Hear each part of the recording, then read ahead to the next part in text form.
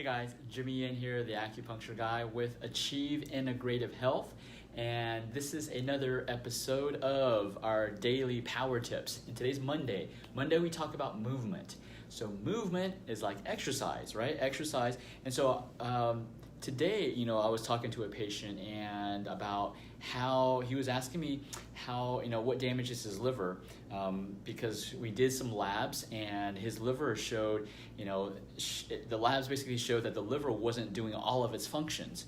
This specific case was, the patient had some thyroid problems and Hashimoto's, and so from the labs we also we saw that the liver wasn't converting the T4 to T3, but that's not the point of today's topic. So that was we were just talking about that, and his response was, well, I don't drink alcohol, so why is my liver damaged, right? And so then I was telling him, okay, there's actually 3 things that really directly affect the liver function and damage the liver, right? And so they're called the 3 stresses. So there's 3 stresses that actually can directly impact the functioning of your liver. And so the 3 stresses are emotional, chemical, and physical. And so I'm not going to talk about the emotional and chemical today, because today we're talking about movement. So we're going to talk about the physical stress. So physical stress, what is physical stress? Physical stress is actually 2 things. Not enough exercise, not enough movement, okay? And then the opposite, too much exercise or too much movement, right? Both those at the opposite end of the spectrums can damage your liver function. It can cause your liver to stop doing some of its jobs.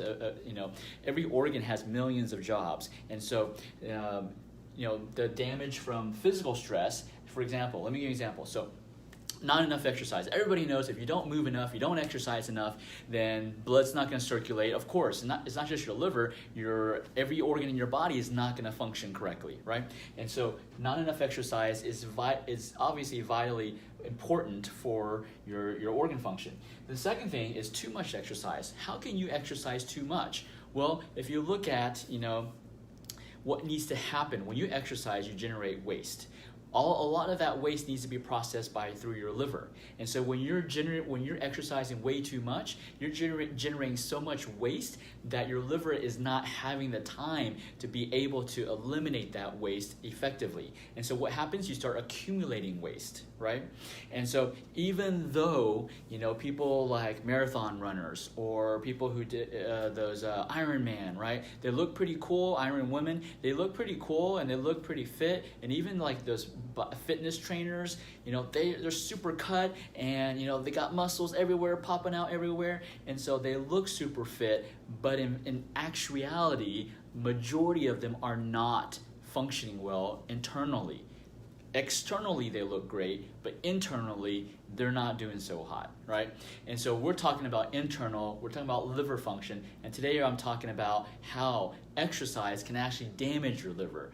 Now, some people are going to be thinking, oh man, thank you for this information, now I'm going to stop exercising. No, that's not what I'm trying to say. You have to find the happy medium for your body. You can't be at either spectrums. You can't do nothing and you can't do too much. Now, that's different for every single person. You have to find that happy medium for your specific body, because everybody's body is different. Everybody has different functionings. Everybody has different habits, lifestyle habits, dietary habits, stress habits, and so forth. So you have to look at your body, and it takes practice. You're not going to be able to think about it and just instantly say, oh, I only need to run 3 days out of the week instead of 5 days out of the week. And it doesn't work like that. So every week you attempt to, you go out and you exercise and look at your recovery rate.